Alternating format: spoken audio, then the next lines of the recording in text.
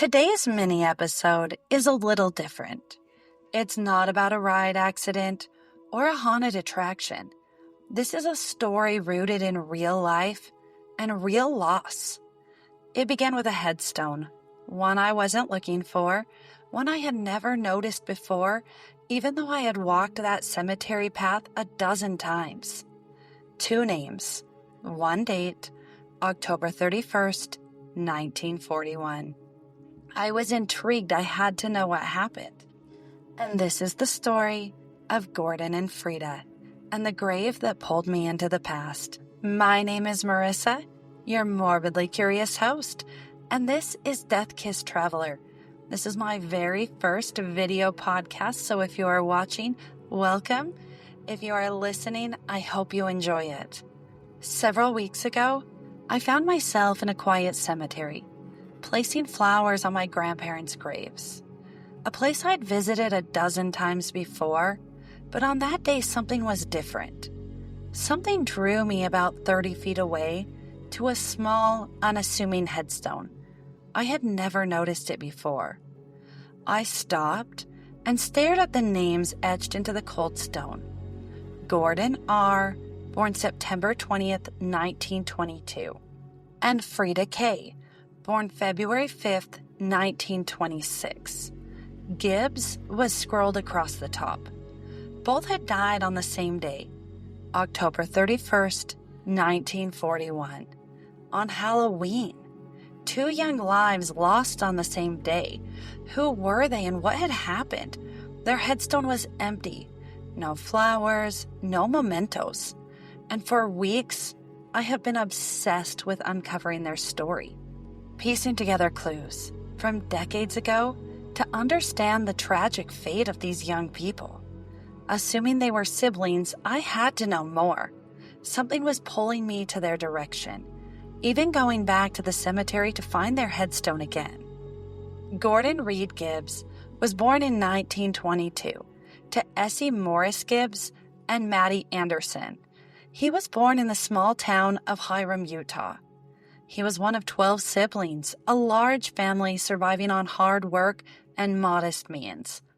Gordon was a laborer, spending summers working for neighbors and farmers, earning enough to buy his own suit for Sunday church. Gordon's mother wrote an autobiography, and I am so grateful that she did. She wrote tenderly of the days of the boys hunting elk, fishing in local streams, and shared the simple joys of rural life. Gordon had brothers and sisters, but despite the bustle of family life, tragedy was never far for this family. In 1936, they lost a daughter, Mary, shortly after birth, and on October 31st, in November of 1945, their 1-year-old son Scott passed away from not being able to digest food. Frieda was Frieda Kidman. She was born in 1926 in Petersboro, Utah, located in Cache County. She came from a family of 8 children. Her family was also no stranger to tragedy. Her older brother had died young, only 14 years old, from pneumonia in 1936. Frieda was a high school junior, active in her LDS church, navigating the fragile world of teenage dreams amid the economic struggles at the time. Their worlds collided, and the couple began dating. In 1941, Utah life was shaped by strong faith, rural traditions, and a fast-approaching war. It was a place where teenagers like Gordon and Frieda balanced the joys of dances, movie nights, and church socials with the realities of economic hardship. In Cache County, Utah at the time, teens found ways to make life memorable. They went to movie theaters, cruised Main Street in their family cars, danced to big band music, and gathered at soda fountains for ice cream and gossip. High school sporting events were the highlights of the weekends. They fished in Logan Canyon, played basketball, and volunteered for wartime efforts, sewing, gardening, collecting scrap metal. The South Cache Courier reported that Gordon and Frieda were outstanding students and active in their social communities. Bud Olson and Clyde Ames Friends of Gordon's invited him to travel north to Burley, Idaho, to work on the sugar beet and potato farms. Hard, back-breaking labor, but a chance to earn money and maybe a fresh start. His family was struggling at the time. His father was working in Colorado, and his mother was doing odd jobs to make ends meet. Gordon felt obligated to go, but he couldn't leave his love. Frieda, Gordon's sweetheart, joined the trip. On their way up to Burley, Idaho, Gordon and Frieda eloped in Rupert, Idaho, on October 31st, 1941. Halloween. Gordon was 19. Frieda was only 15 years old. On their way to start their new life and see their new home on the beet farm, just 2 hours after their marriage, tragedy struck. At 5:15 p.m., their car, a 1936 Buick, collided with the rear of a flatbed truck. The crash was sudden and merciless. Both died instantly. On their death certificates, it shows that both died in an automobile accident. Gordon died from a skull fracture, and Frieda died from a broken neck. They were 1 mile west of Paul, Idaho, on Highway number 5. Reports say that the truck had no signal or lights showing that the truck was stopped. Gordon's mother, Essie, wrote about that terrible Halloween night. Quote, "Our younger children were at the school Halloween party when the sheriff and deputy came to our door with the awful news. Eugene, who had been working on the Grand Coulee Dam, hurried with my brother Louis to Idaho to bring the young couple home. What a terrible night it was. The funeral was held in our Hiram ward. So many came. The high school even let out for it.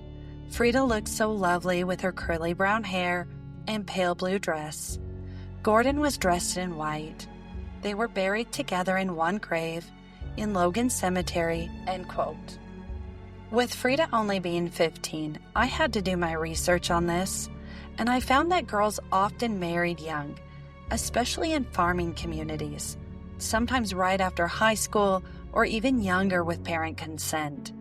I could not find a marriage certificate. Since Frieda was only 15, they likely did not have parental consent, or they may have misrepresented her age when applying for the license in Idaho. The estimated common marriage age in 1941 for women was 19 to 21. For men, it was 22 to 24. This matches broader U.S. trends at the time, though Utah's marriage age tends to skew slightly younger than the national average due to a couple different reasons. First is strong religious influence, especially among the LDS. The second is a rural family-centered culture, and the third is an earlier entry into adulthood. People often didn't go to college or delay life's milestones. In my research, I found that in Utah, especially in smaller towns or farming communities, it wasn't unusual for girls to marry right out of high school, or even at 16 or 17, with parental consent. Gordon and Frieda's funeral drew a large crowd, including church leaders, school faculty, and classmates. Speakers honored their character, faith, and joyful spirits. Hymns and musical numbers filled the chapel, and floral tributes overflowed the space. They were remembered as beloved youth whose lives, though brief, left a lasting impact. Both were buried together in the Logan Cemetery. Today, when I stand at their grave, I feel the weight of their story. A young love cut tragically short on a Halloween night over 80 years ago. Gordon and Frieda's names are etched side by side, their lives lost forever, intertwined in history and mystery. But why was I drawn to this story? In the course of my research, I discovered something unexpected. Frieda is actually family. She was my great-grandpa's cousin. I had never heard this story before, and her siblings are all long gone, and with them the memories of that tragic Halloween night. But after hours and hours of digging through records, letters, and forgotten archives, I brought their story back to life. From now on, when I visit my grandparents' grave, I'll bring flowers for Gordon and Frieda too. I'll never forget the two young lovers who were taken too soon.